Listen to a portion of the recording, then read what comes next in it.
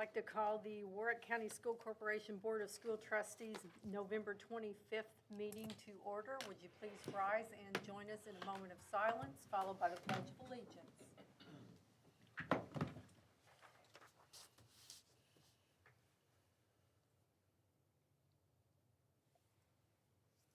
I pledge allegiance to the flag of the United States of America and to the republic for which it stands, one nation, under God, indivisible, with liberty and justice for all. Thank you. Agenda item number 3, patron concerns. We have no one signed up at this time, so we will move on to item 4. We have a guest speaker and a presentation tonight. Dr. Redmond. Thank you, Mrs. Wilhelmus. We're lucky tonight to have with us Mr. Steve Raleigh from Warwick County Economic Development. He's going to be talking to us about a variety of things, and I'm certain the board may have some questions, so we'll leave some time for that. Anybody who knows Steve knows that we put him on a timeline, so he has. Oh, man. Couldn't help myself there, That's Steve. keep it coming. It's true. So he will have a presentation along with time for questions, and in all seriousness, please take your time. Okay. Thanks for being here. Good evening, everyone. Steve Raleigh. I am the Executive Director of Economic Development for Warwick County. I'm going to give you a housing update and condense about 18 months worth of work and some different stuff into about 10 minutes. So I apologize if I'm going to paint with some really broad brushes, but I am certainly happy to answer any questions. And even afterwards, next week, tomorrow, I am always available. Dr. Redmond, a bunch of board members have my contact information. Just reach out. Tonight, the focus is really housing. I'm going to talk about a recently completed Warwick County housing study, and then talk to the board about a new housing TIF district that the Redevelopment Commission here in Warwick County is looking to create. And so just really quickly, I always tell people, sometimes people see Success Warwick County. Economic Development Department is Success Warwick County. That's just our branding. They're not two organizations. We are a department of the county, just like the parks or the clerk's office or the highway department. We're a department of 3 people, and we like to get involved in a whole lot of things. We're really project-based here in Warwick County, a little different than a lot of economic development organizations.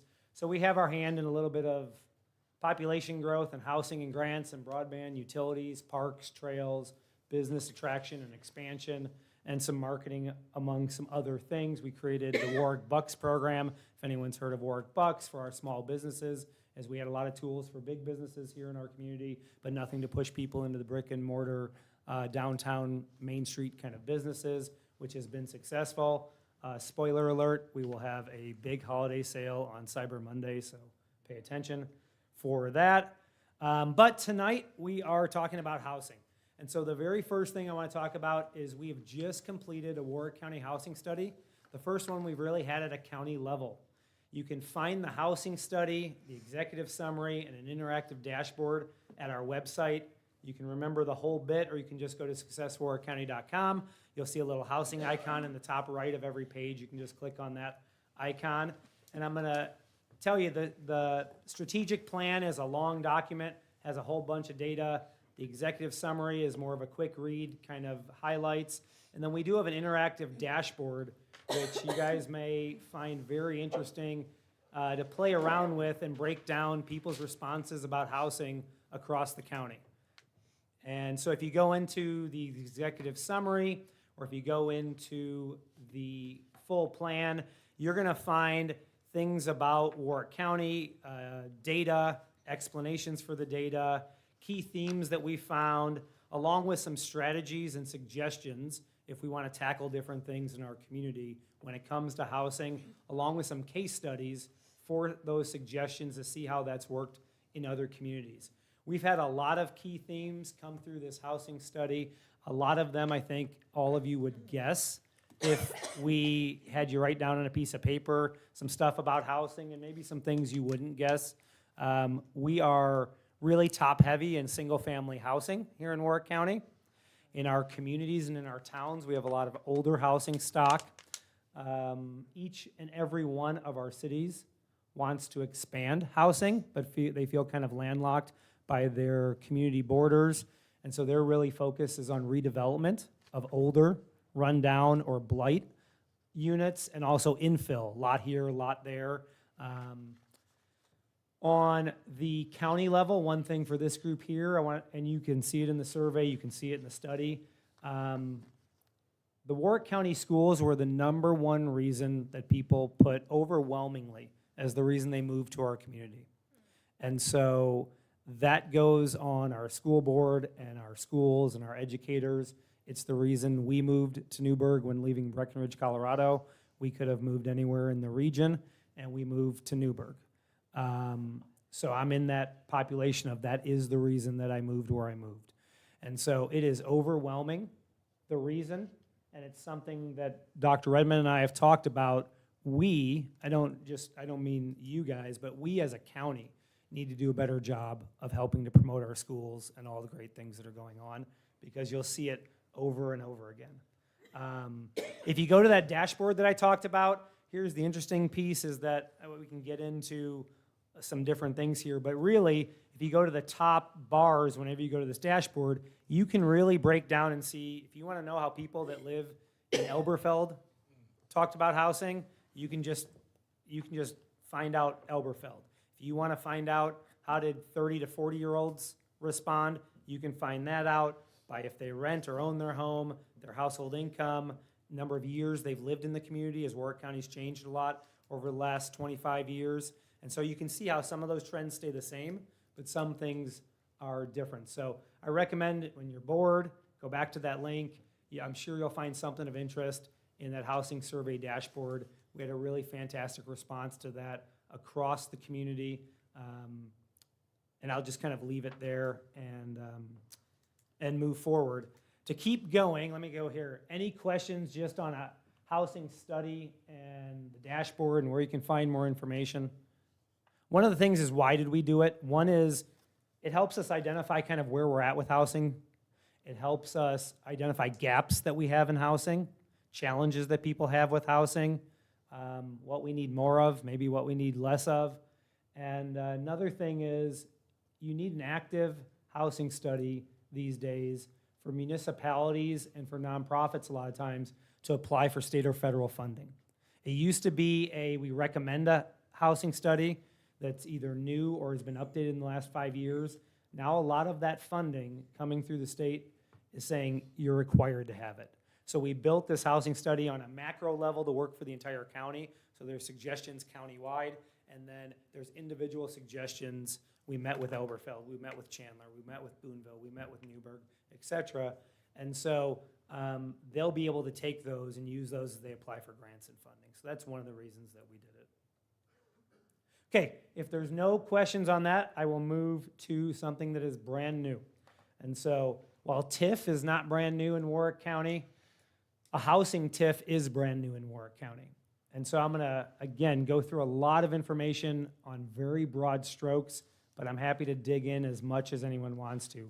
Warwick County's had TIF districts for a long time. TIFs are tax incremental financing. It's an economic development tool. It's one of the, and I'll tell you honestly, it's one of the few ways we can raise money for economic development. And economic development is not just chasing factories or smokestacks. It is quality of place, it is parks, it is trails, it is public safety. Economic development's a broad term, but we only have, just like the schools have limited ways, whether it's a referendum or debt service or your operations budget. We have a couple of tools, tax abatement, TIF, and each one's good for different purposes. So it allows us to collect incremental property taxes that's generated in basically as you draw lines on a map or designate a TIF area. And that's all that it does. And it does not change the underlying taxes or the underlying stuff. So if we TIF'd, I don't know, this shopping center that we're in here today, all the taxes that were going from Burger King to the bank to the stores, all of that would go the same place. But if all of a sudden the school corporation wanted to sell this building, and everyone's got a different thing they want in the community, but if we had an opportunity to bring in Trader Joe's and some real high amenity lifestyle apartments and a small office building or a sit-down restaurant, new development and the new taxes that are brought from once it's set, those new taxes go into the TIF district. And the TIF can use those funds, and those funds are used by the TIF to encourage growth. And so they can pay debt service if we need to take out a bond, if we need to make infrastructure improvements, if we need to do an incentive to those developments, if we need to do recreational, land purchase, public safety, blight, job training. There's, a list of 12 or 13 things. I have laminated on a list in my office, so I know what they are that we can use TIF for. The Warwick County Redevelopment Commission is in charge of our TIF districts. They are an appointed board by you're either appointed by the county council or some are appointed by the county commissioners. And we have one non-voting advisory member that represents the school board. It had been Jordan Agner, and now it is Dr. Redmond that joins us on those meetings and is on that board. So very quickly, Warwick County currently has 3 TIF districts. They are the Epworth TIF by the hospital, Epworth and 66, that corridor in there. The North Warwick TIF up by Elberfeld and the North Warwick Industrial Park. And a more recent one that we've done out around Kaiser and Alcoa, and then also including some of our recreational locations and some land to the north along the railroad tracks there, the State Road 61 TIF. We did have a TIF here by Prime Foods. As soon as that was annexed by the town of Boonville, the TIF goes away as that gets incorporated into the town. Towns can have TIFs as well, but as far as the county, we have 3 TIF districts. Everyone can have difference of opinion. In my opinion, I think we've done a good job. Doesn't mean everything's worked out exactly as planned always, but we've used TIF correctly. We've used TIF to drive, as an example, in that Epworth corridor, a lot of healthcare into our community. So those services are here, brand new jobs are here, families are here, and that investment is here. Okay, so what we're going to focus on tonight is the Epworth TIF. So you can see a couple of different versions of the Epworth TIF. State Road 66 is the red east to west line cutting through there, and then Epworth goes up to join Morgan in 62. That is the Epworth TIF, and in general, Warwick County's had an approach to TIFs on a macro level. So we're not exactly sure. We know what we want. We don't know where the healthcare is going to exactly want to go here or up in an industrial area. So you draw a little bigger lines so that you have a little bit of a contingency plan, and we've had a kind of a macro version. The Epworth TIF is expiring in about 10 years. So we are looking to create, I'm really going to be talking about TIF number 4 here tonight on that map, but we're looking to create 4 distinct TIFs. Most of that ground is already in the TIF district.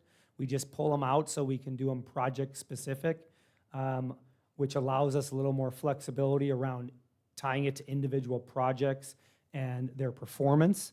And so the new TIF plan is to create what you see on the board there. And then as the Epworth TIF expires, the Epworth TIF is going to expire. And all that underlying assessed value goes into the general county assessed value.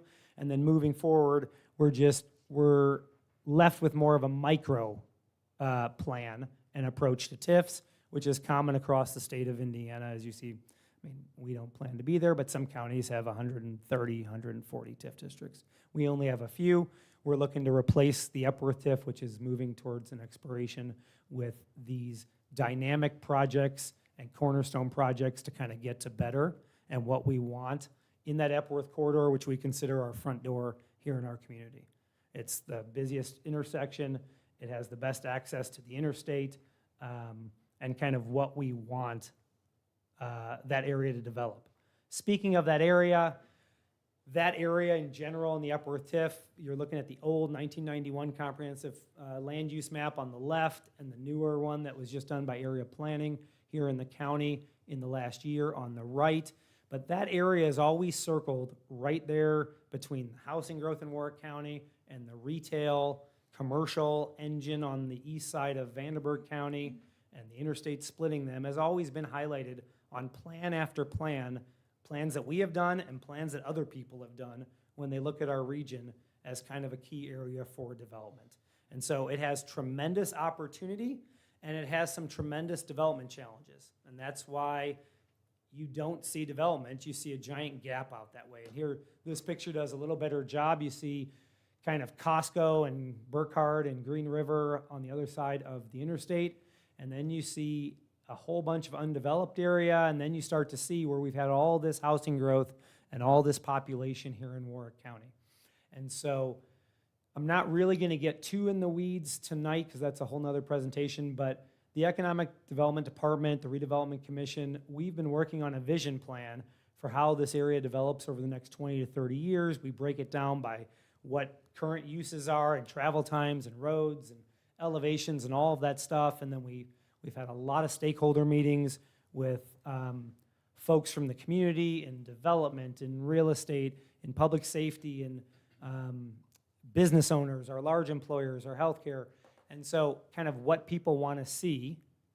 And that's if this land develops. Some of it's for sale right now. But it's if it develops, what do we want to see happen? And how can we, I always use the phrase, get to better, instead of just mix-match development that comes. And so that's kind of our goal area. These are some vision boards as far as kind of some of the stuff that we hear, higher density, some different kinds of housing, some different uses of water, some more walkable, connected communities, live, play, and work, where you don't have to drive from parking lot to parking lot in order to do things.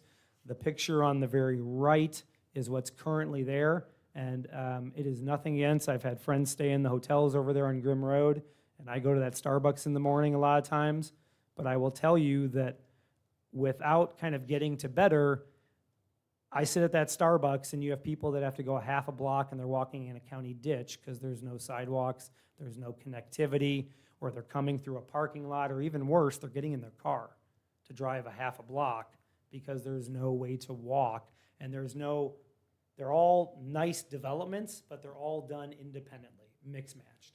And so there's no sidewalk going down the road to the next hotel or anything else, and so it's kind of how do we get to better in this area, and that's the goal of this vision plan, and it's the goal of these 4 new TIF districts.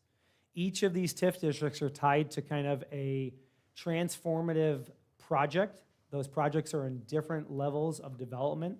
Some are conceptual and some are breaking ground. And so, although I'm not going to focus too much on the other ones outside of the housing one, I talked about we're pulling those parcels out. Number 1, you may have seen in the news, it's a mixed-use development, first of its kind here, I think, in the region, certainly in Warwick County, called the Dominion. Number 2 in the purple is Warwick County Indoor Sport Fieldhouse Project, which is opening bids in 2 weeks on the road and the dirt work on that project.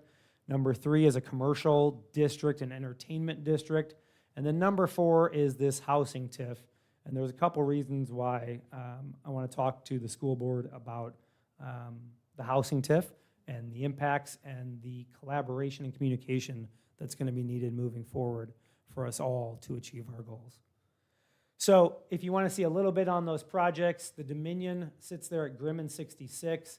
It's an 18-acre parcel. We're TIFing about 50 acres because it's the 18 acres to the north of the Wellness Trail and potentially some land to the west of that. The first piece of it is a $75 million development, which is just what's in the bright, not in faded colors. It is a 150-unit high-end apartment, high amenity facility, and a 100,000 square foot office building with retail on the first floor and an outdoor civics plaza for events, music, walking path, lake, etc. And it has a phase 2, which you can see non-highlighted. Number 2 is the Warwick County Sports Complex, which is an indoor field house with hardwood and turf that's going on half of that parcel. There'll be 3 complementary lots available along Epworth from that facility, and that's what I said. Bids are being opened on December 5th for that project. And number 3 is a development just north of the sports complex, but you can kind of, the sports complex is cut off that picture on number 3, but it's just to the south. And you can see how planned development is going to work with the water and the retention connecting and the roads connecting and all of those things, and that I'll get into in a minute, but one of the things that we want to get when we get to better is you will see a lot of water in this plan, is that ground is low and needs ground for development. And instead of us turning into, I don't know, Minnesota and the land of 1,000 little lakes and little retention ponds on the corner of everyone's development that gets cattails, you need borrow pits to raise the dirt up, and you need retention. And so we started thinking how to use maybe what might look like a challenge as an asset. And so that is to incentivize and help support that type of development instead of everybody doing their own stuff. So those are the first 3 TIFs that we've been working on, that process and those approvals all this year. Those TIFs are in the Epworth TIF already, those parcels. They're just being pulled out and kind of reboxed. Those 3 TIF districts are moving forward, and I'll talk about the approval process here with the housing TIF. But what I really want to talk about is number 4 in the housing TIF. And so you can see it's connected to these parcels basically in these other TIF districts as we look at these gateways and key access points, really being Grimm Road, which only exists north to the Wellness Trail right now, and Van Road, which only exists for about 200 feet behind the orthopedic hospital. But this whole district is achieved by extending those roads through, and those being a different kinds of road than we have in Warwick County. So destinational, you're not going to cut 3 minutes off trying to get home by going that way. There are going to be slower speeds. You're going to be intentional if you're on those roads to go to this kind of growth and this kind of development. And so the housing TIF also comes into, if you get into that housing study, Warwick County is growing. I can send you a map. In the last census, we outgrew the 78 counties around us, going through Kentucky, Indiana, and Illinois. And we probably could have gone for hundreds of counties south and through Illinois and that way. And most of the counties are actually shrinking when you look at that map. And so when you look at population projections, and it puts us at a population in 2030 approaching 70,000 residents. And what does that mean? And certainly we need housing stock to do that. We certainly need the infill and the redevelopment that I talked about as well. But then it's about what kind of housing and what do we want to see in our community. And that, again, is getting us to what I want to talk about tonight. And again, just remember, this is that orange area, number 4. And so we are working with a developer who has a concept. So as far as I can tell you, the Dominion is moving forward and will break ground in the spring. Sports complex, some of that work is going out to bid and will be awarded before the end of this year. There's some land that is pending above the sports complex to move that forward. And we are working with a developer that is like-minded for number 4. And so I'm just showing you a concept that is out there right now. And so don't go to Vegas with this map. I have seen in economic development, I have seen a lot of projects walk in the door and things get tweaked and other things happen, but basically that picture is split in 2. And so what I really want to talk about is the right side, the bigger picture. On the left side is grayed out the sports complex, and then that area 3. But what is shown on the right side is this bigger vision of using water in a different way. You still need all that dirt, but can we turn it into an amenity? Can we put some canals in, hard edge and soft edge for development? And everything that you see in, I'll call it brown and like an off orange there. Off orange is single family housing, and brown would be townhouses and stuff along the road and along some of the canal areas there. You see a lot of green space built in there, and you kind of see a subdivision or development that's not like the developments that we currently have.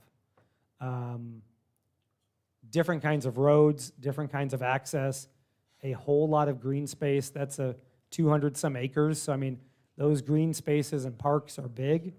And you can see how in this design, Van Road continues across the bottom, and Grimm Road comes up to a larger roundabout in the middle of it. And there's all sorts of stuff about traffic studies that need to get done. And are you putting a light here? Is this roundabout really going in? And we're not at that level yet, but this is a conceptual plan. You see 100 so townhouses in this model. You see 250 single-family homes in this model. And so one thing when we look at TIF, normal TIF captures commercial and industrial development. That's it. And so the state of Indiana a few years ago put in something called a residential TIF. Residential TIF allows you to collect incremental value on owner-occupied housing, as well as commercial and industrial. And so the only way for us to have something like this, to not have the status quo, because a bunch of it is going to be residential, is to move forward with this housing TIF. And so it works the same as a regular TIF. You can capture, just in this area, you can capture single-family, owner-occupied, new assessed value. Its lifespan is 5 years shorter, so instead of 25 years, it has to expire in 20 years. And all of us that have seen subdivisions go up, 200 homes don't go up, 2 homes go up, then 6 homes go up, then 12 homes. They're kind of slow builds, but you get a 20-year window to make it happen. And so that's the area that we are talking about today. I don't have many more slides, but then we can go back to any of them and answer any questions. I talked about the differences. Really, the differences are you're allowed to capture that single-family property. It has a shorter lifespan, and you can still use that TIF for what you can use regular TIF for, but you can also use it for those 3 things at the bottom that are all related to single-family housing. And so timing on a TIF, it goes through a bunch of steps. We've had some preliminary meetings and some preliminary hearings already, but as far as you go through the actual resolutions, this is the quickest this would move, but it's been in the works for a long time. We're going to go into next year to get this thing done. At the December 23rd meeting, the Redevelopment Commission, who's been waited to get our other TIFs moving and moving forward before we started with the housing TIF, last week at our meeting passed a declaratory resolution saying this is the direction we're going. On December 9th, it would go to an APC meeting, and the Area Planning Commission needs to pass a resolution that it's in line with the comprehensive plan, and it goes along with future land use and all of those things. December 23rd would be the first commissioners meeting to be at for approval. There's tax impact statements that are done by smarter people than me. Baker Tilly puts those all out. They're distributed to all the underlying taxing units. We'll talk about taxes in a second.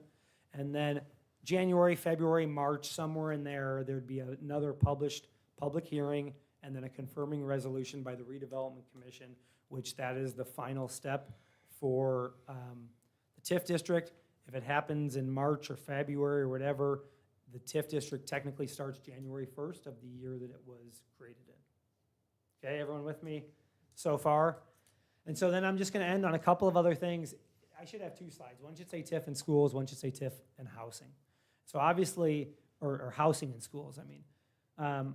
Obviously, housing and schools go hand in hand, and where housing goes, I'm sure you guys could educate me on class sizes and attendance and, obviously housing going into an area and transportation, all of those things are a big deal. And so we're very conscious of that housing matters because it brings families and it brings kids.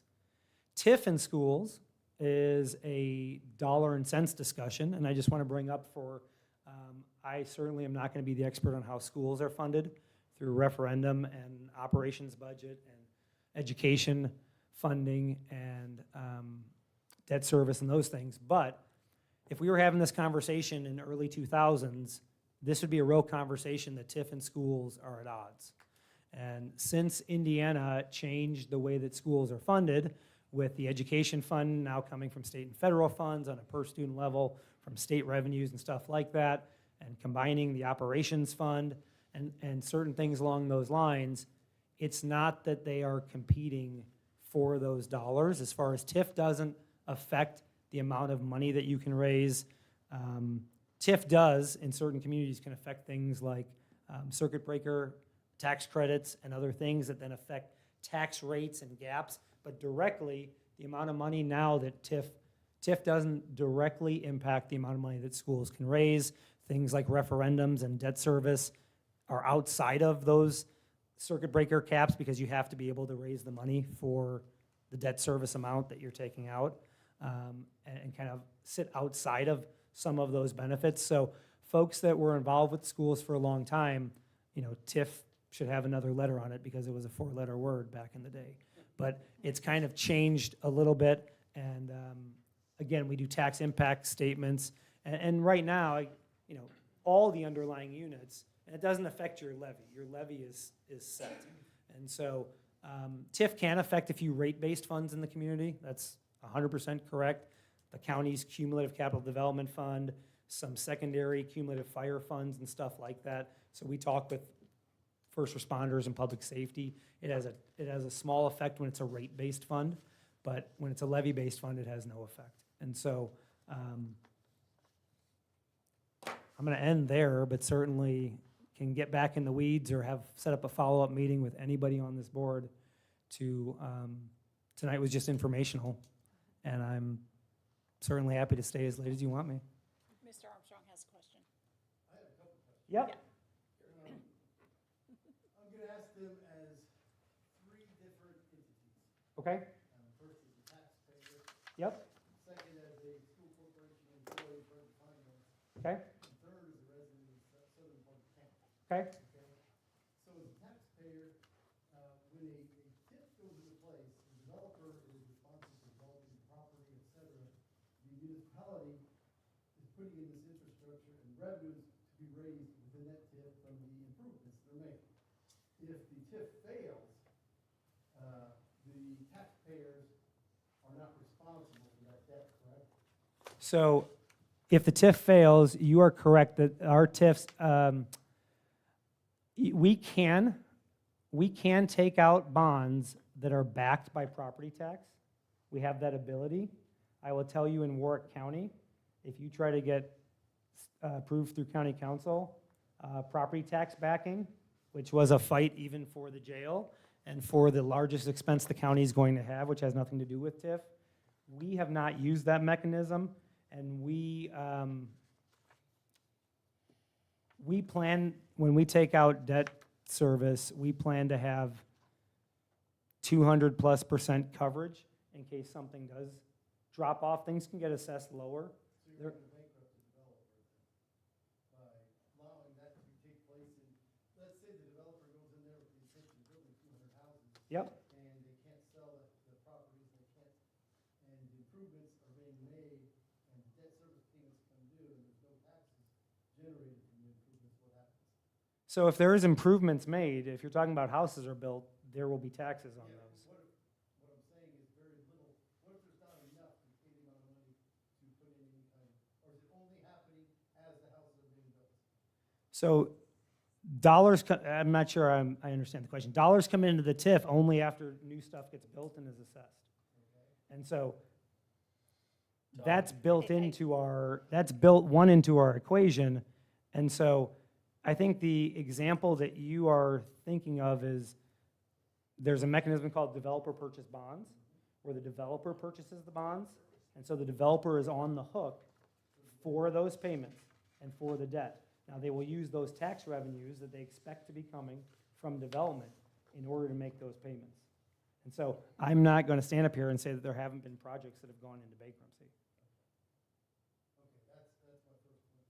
As a school corporation employee, and you kind of covered it, this area is 200+ houses in the southern part of county, right behind the most populated school, or right to the west of the most populated school.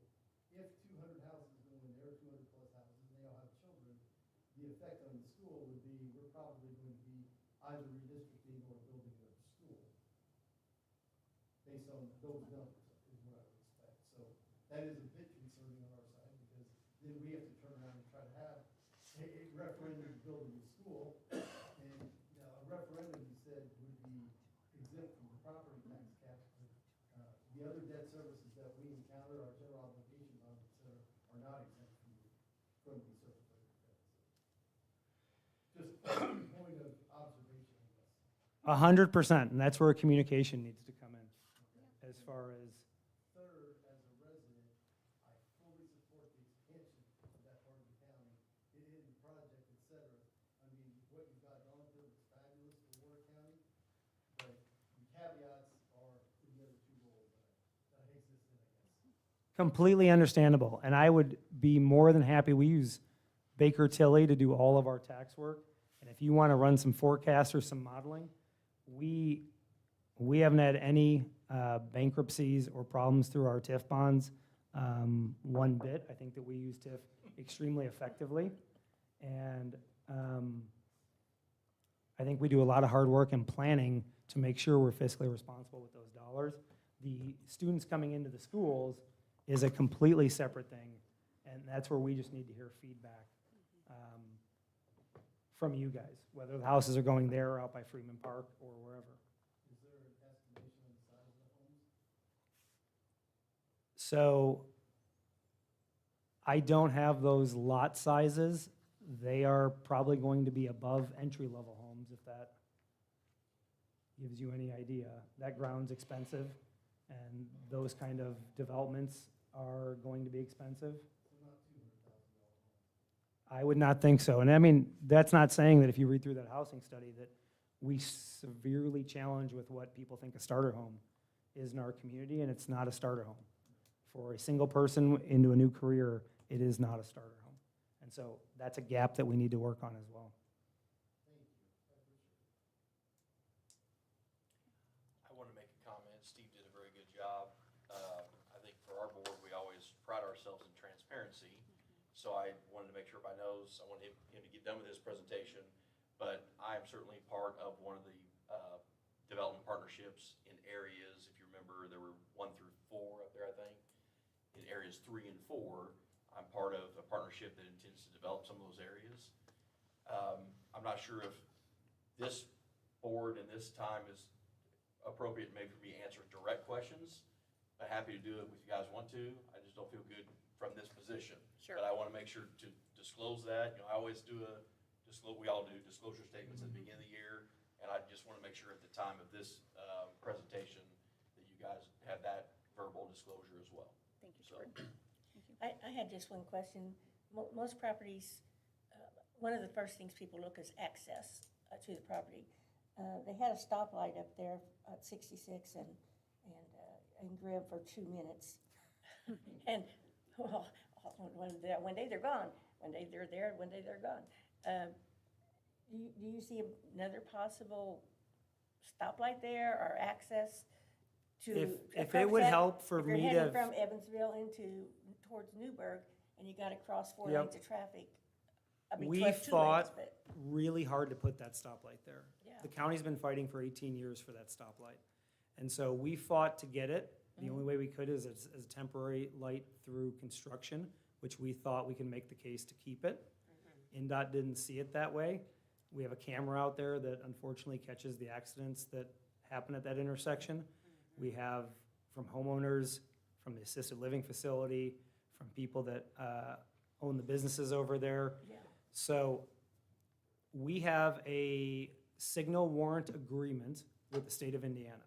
And Jordan has been on our boards and can tell you that I have fought and spent more than my share of time either in Indianapolis or here yelling at NDOT. And, Yeah, because that gas station was built Yep. knowing that stoplight was coming, I think. and so we talked with Andrews who built that, and they knew that it was temporary and stuff, and same with the hotel. But we have this traffic warrant agreement, which says, it's a chicken and egg agreement, unfortunately. It says, if you have the traffic, you pass one of these warrants, a 1 hour, a 4 hour window, a 24 hour window, X amount of, right turns don't matter, but straights and lefts matter. And so you pass that number and you can put a signal up. And they just extended that agreement for another 5 years.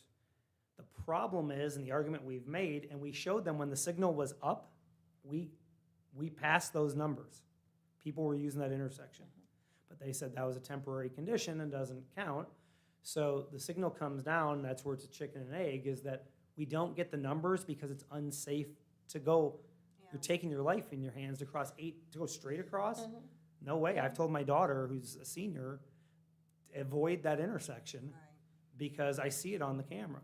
So we've done a traffic study that when the Dominion goes up, which was that office building and apartment building and Civic Plaza, when that goes up, the traffic study says that regardless if it starts with no light, we will have the traffic volume to warrant it. The timing will be within that 5-year window. So I can't promise anything. I don't speak for NDOT, but we fully expect that signal coming back. We're just really disappointed that it came down. There may be there may be some new folks at NDOT. There's a new administration coming. We'll fight that battle again. But we've done it with the last two chairs of NDOT, and we've driven them around. We've driven them through the intersection. They won't have it. It's a great question and a passion project of mine. If it would have helped, I would have strapped myself to the pole and done like a hunger strike. Yeah. We could get all the kids, if there's a timeline, we could get every kid who drives a Cass High School to go back and forth for a couple of days. We thought about having a parade over there. They put cameras up too, and it's not those old strips that they put across the road. They have these fancy cameras that do all the turning patterns and what type of vehicle it is and all kinds of stuff, so. Steve, I have two quick things. I'm sure others may have things too, just two quick things. Yep. One, back to Todd's point about, housing going up in an area of our district that is more populated in terms of our school enrollment. I would just say, this is going to be unfolding over several years' time, just to reiterate. Yeah, that. this is a 10 to 15-year Yes. plan. So, to your point, the communication that we have during that time will be essential. I just want to piggyback on what you Right. said. And, also we have the lowest 4 years of kindergarten enrollment at one of our largest elementary schools. So I think with those things paired and knowing that we'll have that communication and have time to look at the impact of that school and other schools in that area, we'll be okay in looking at, what that could mean for us as a district here in the shorter term and in, 10 years out, 15 years out. So, I appreciate that. I'm sure if we want to have that conversation, I'm just curious, I'm sure. we just need to schedule time to sit down with Todd. For sure, because but he's gonna have 25 what I will add questions. that I think is an important point is that area is going to develop. And whether it is smart development, controlled development, planned development, or mix match, maximize square footage, and do what you want development, it is going to develop. One of the reasons is it's the best location to where the highway is, jobs are, shopping is, and it's in the Warwick County School District. So it checks all of those boxes. It is going to develop. The price of the land is not. We originally thought we put in some infrastructure, got the hospitals, got all this high-end healthcare.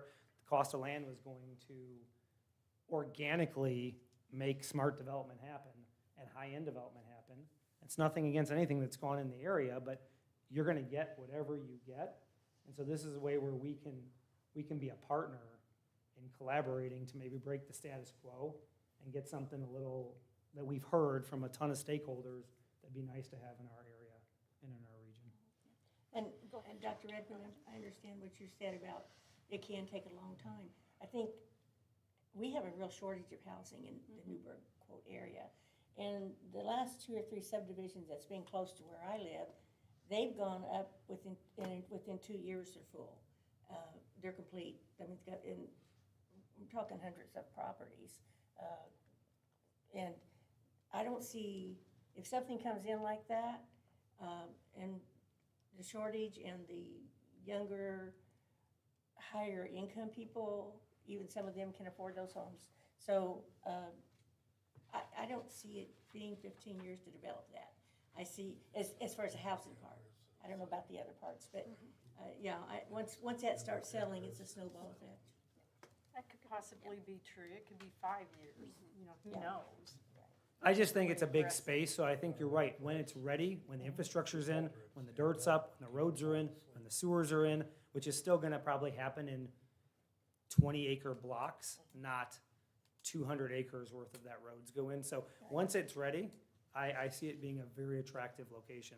And there's certainly people with the income that can afford it, but I still see it kind of chunking out because of the lift it's going to be to raise all that ground and get all of that infrastructure in. Could you speak just a little bit or give us some information about the taxes? Because as a school corporation, we always get hit with, oh, you're making Yep. the taxes go up. And I wish I had that slide, which normally I hide because it comes up in every conversation, but I'm happy to provide it. And all of our taxes did go up because assessments went up because of the housing market. But our tax rate, and that's, I think, what you're speaking to. So in my opinion, I mentioned Warwick County has been growing when most of the counties around us are shrinking. I think we're doing something right, and we're doing it without a ton of funds compared to our neighbors or compared to communities around Bloomington or Indianapolis. If you look at income tax in 92 counties, Warwick County is the 4th from the lowest. And not, low taxes are great, but income taxes pay for our roads and parks and other things. We have the 4th lowest income tax rate in the state. We did have the very lowest until we doubled our rate. We jumped from last to 4th from last out of 92. If you look at property taxes, which if you go back to, really interesting, just really quick, if you look at the slide on the right, the bottom right corner says, what's the reason you're going to move out of Warwick County? What reason would you consider moving out of Warwick County? And the number one answer at the very top says property taxes. Now, the interesting thing is 1,800 people, 2,200 people said, I have no intention of moving from Warwick County. You know, in a time when all of our assessments went up, property taxes came up as the number one thing. And so every year we map our region, we consider our region Warwick, Gibson, Vandenberg, and Posey. And Warwick County, outside of, no offense taken, the city limits of Boonville, which is an outlier as far as tax rates, Warwick County has the lowest township, which means you live in the county rates across all 4 counties, and the lowest town rates across all 4 counties.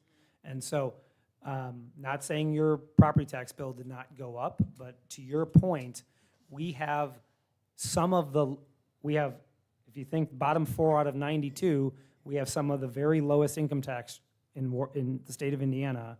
And when you look at that chart, we certainly have the lowest property tax rates in our region and some of the lowest in the state of Indiana. And so, you know, I feel like we've been growing at about 7 or 8%. I think that's an acceptable rate of growth. I think we can manage. I think that's smart growth. There are places growing at 22%, which would overwhelm Warwick County. But there's also counties that started at 0 flat and now are shrinking and losing their clinics and losing population. And so it's a hard thing to get out of what that sweet spot is. Thank you. Thank you. I'm sure we will have additional questions, and we can get those collected and maybe make a, time for follow-up email communication. Reach out anytime. Or another meeting, but I really Dr. Edmond appreciate- knows I like to talk, so Yeah. book some time. No, in all seriousness, we do enjoy talking with one another because it is important. And we need to do a better job Appreciate that communicating. open communication to understand how projects like this will impact our district. So really appreciate your time tonight, Okay. Steve. Thanks Thank for you, being guys. here. Thank you. Moving on to agenda item number 5, consideration of routine business. Dr. Redmond. Thank you, Mrs. Wilhelmus. The routine items this evening include approving the minutes of the school board meeting held on November 11th, 2024, and approving the claims and signing the docket for November 25th, 2024. I recommend the board approve the routine items as presented. Motion to approve routine items. We have a motion by Mr. Eigner, a second by Mr. Franz. Is there any discussion? All those in favor signify by saying aye. Aye. Opposed, nay. Motion carries. Item 6, consideration of items for board action. Dr. Redmond. Thank you, Mrs. Wilhelmus. Indiana state statute requires us to distribute teacher appreciation grant funds within 20 business days of receiving said dollars. We are scheduled to receive our share of tag money prior to December 1, and will distribute it in proportionate shares to certified staff who meet approved qualifications on December 13th of 2024. Statute also requires a distinction in monetary distribution of 25% between highly effective and effectively rated teachers. Our past practice has been to provide the additional 25%, sometimes known as peace money, to our teachers who earn effective evaluations. Furthermore, it has been our recent practice to allocate the employee assistance money and or peace money to certified administrators and our non-certified staff. So what all of that simply means is that we have funds allocated to us through TAG. We have funds that we as a district have allocated toward our ability to be able to equalize the effective and highly effective monies that will go out. And then also, in addition, to be able to give our non-cert staff something on December 13th. I recommend the board approve the distribution of these dollars to our employees. I move to approve the distribution of dollars as presented. We have a motion by Mrs. Glover and a second by Mr. Mosby. Is there any discussion? I think that did say certified administrators also. Yes, Okay. I just wanted certified to make sure that administrators was and non-cert employees, yes. Perfect.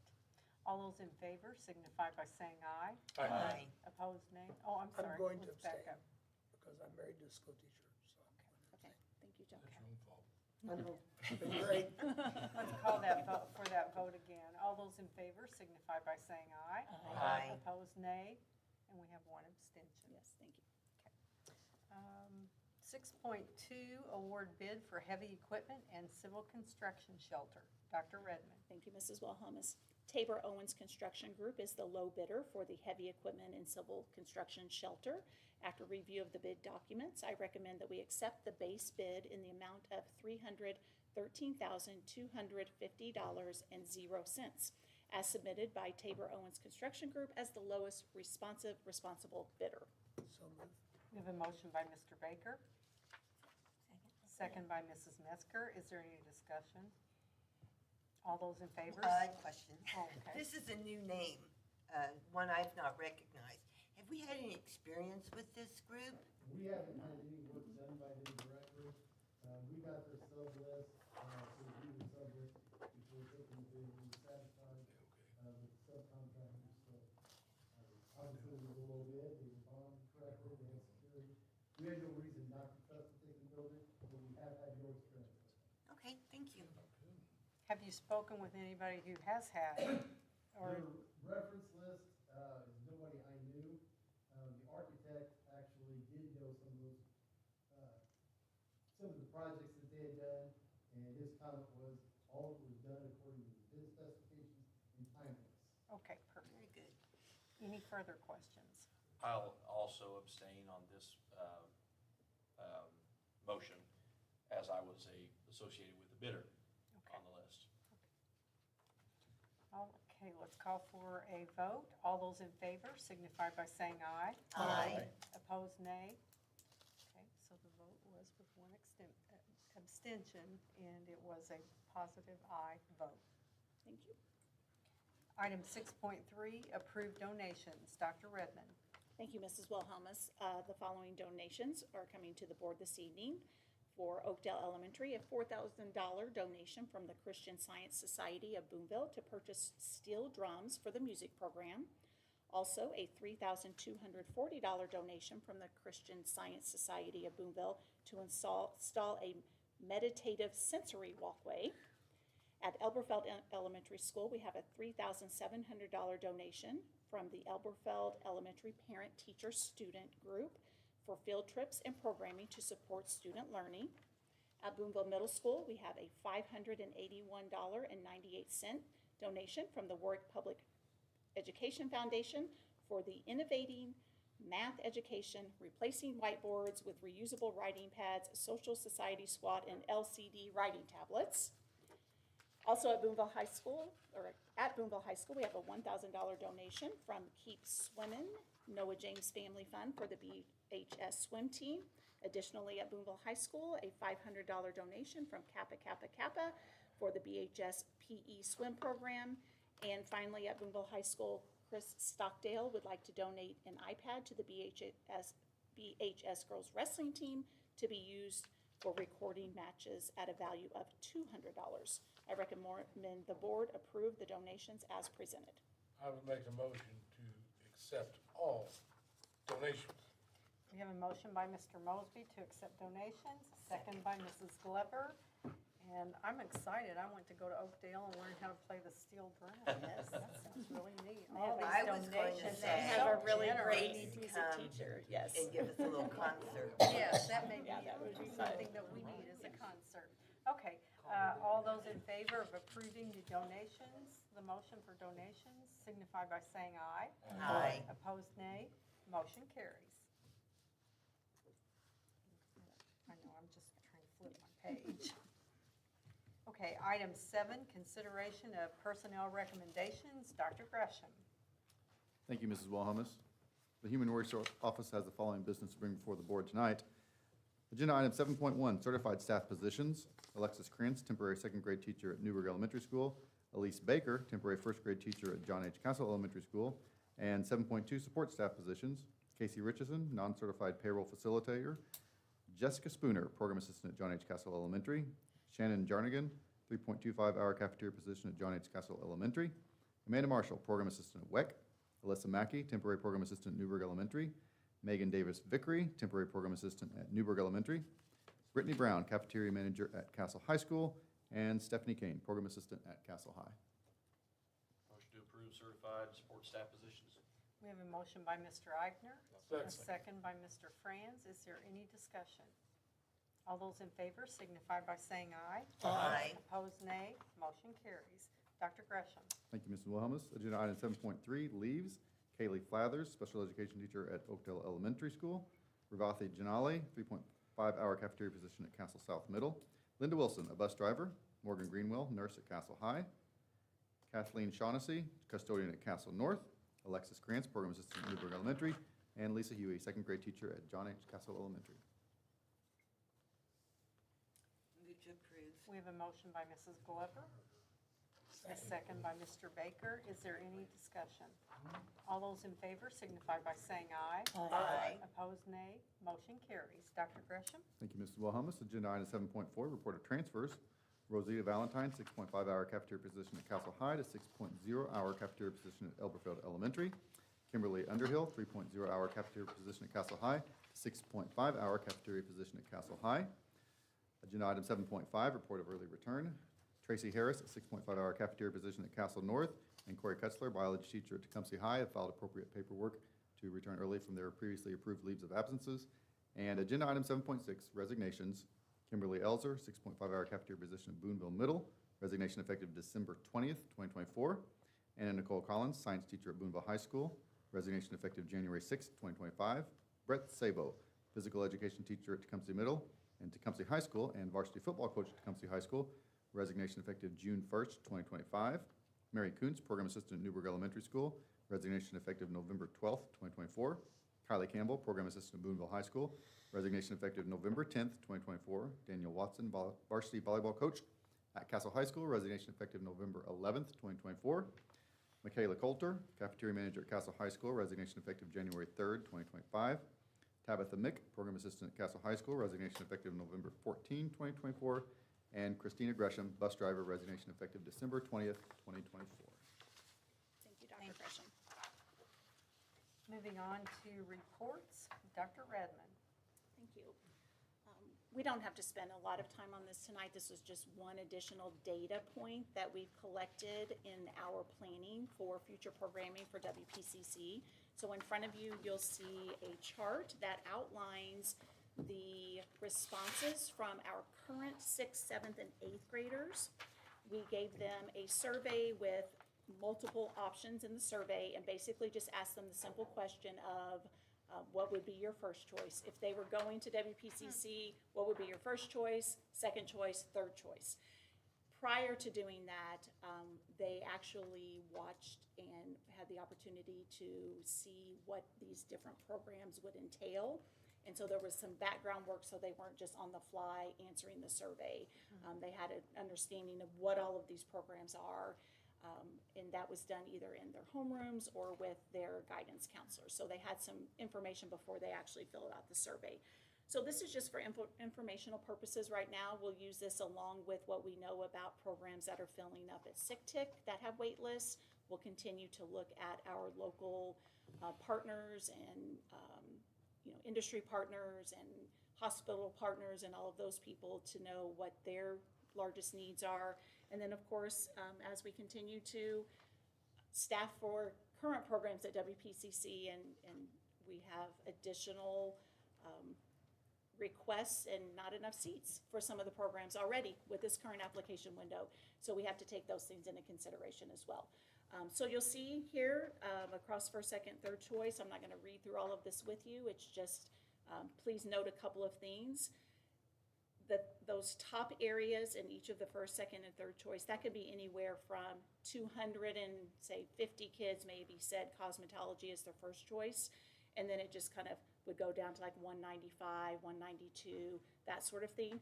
But the other options that were listed on the survey that are down at the bottom, just because those weren't in the top, it doesn't mean they didn't also get decently large numbers of responses. So when you have every single middle school child in Warwick County at all three schools answering the survey, you know, we may have had 250 kids cosmetology number one, but one of these programs down at the bottom may have also had, you know, 65 kids who were interested. So just keep that in mind. It doesn't mean that there wasn't interest in those other areas. It's just, this is how in that day, in that moment, these students answer the question. So how difficult, so you're saying cosmetology was the number one? For our current 6th, 7th, and 8th graders. Okay, so So how this hard? was all 3 grades. Yes, All middle school. every middle school child had the opportunity to answer. How difficult would it be to provide cosmetology? Well, I think what we need to do at this point, Mrs. Wilhelmus, is we need to take this information, because we have cosmetology, culinary arts, early childhood, some of these things were kind of on our radar. So now we need to look at this, look at areas of need in, you know, our area, and look at what it would take to put a program like cosmetology or culinary arts or early childhood or any of these trades as Or well. even like an evening program, since we've had, that surprises me. I mean, It doesn't surprise me. It's interesting, it's very interesting and a great career choice. You have to think but- about, these are responses from 6th, 7th, and 8th graders. Right. And also, it's a field and an area that, you know, a lot of girls are interested in. And some of these other areas, girls may or may not see themselves in those. So I think it was naturally one that a lot of the females answered as an area of interest. Not to say that it's not worthwhile Right. and that it wouldn't provide But a if we're good getting that workplace for information, them, if it's just. if it's an interest, then. But there are state licensing requirements There that have are, to be taken which- into consideration. Right, and I'm not saying this has to be one of our pathways. I'm saying somehow, maybe we can provide that opportunity even in the evening. I'm just curious. Yeah. I'm excited that the But there are kids even. clubs or other things also. Yeah. Sure, Yeah, yeah. absolutely. So there you- So yeah, just for Yes, your it's informational great. purposes for the moment. Great So, information. very good, thank you. Surprised that they And our next meeting is going to be December 16th, 16th, and we are only having one December meeting. And we will have a personnel meeting at 5 o'clock in this building before that meeting on, what was it, December? December 16th. 16th, Yes. sorry. Yeah, December 16th, 5 o'clock here, we have personnel. Special Ed and Transportation Committee next Wednesday, December 4th at 7:30 Mr. Armstrong. in the administration building. I did not attend the last Pathways and Construction Committee. Did you set a date for the December? It cannot be Tuesday after the board. We'd have to move to Wednesday. The 18th.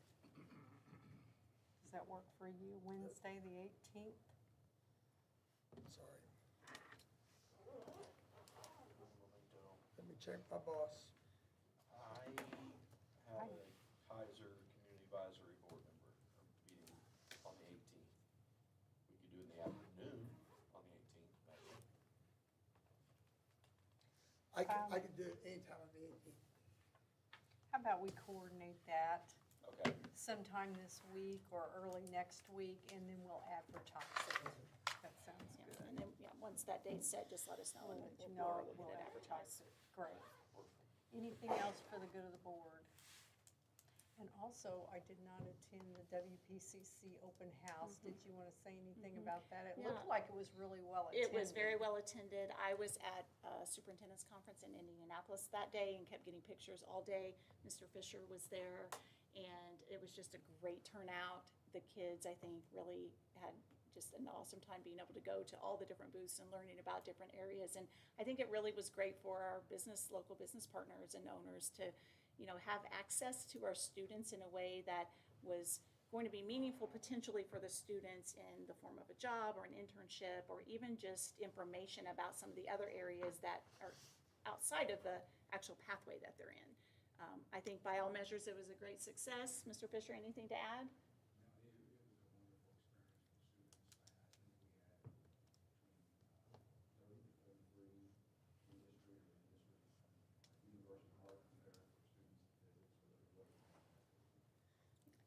About how many students do you estimate were there?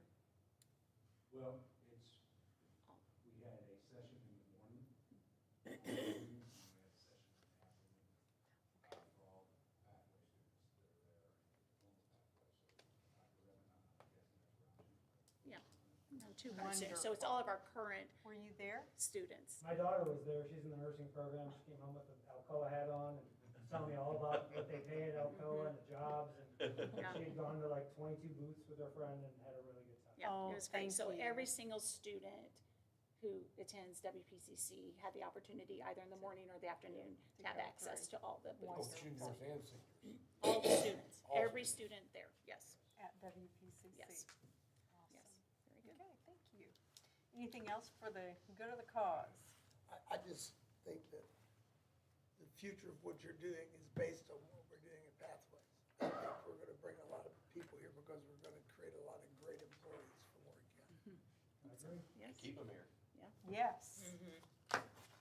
And help them fund their education. Right. What it's all about. Okay. Meeting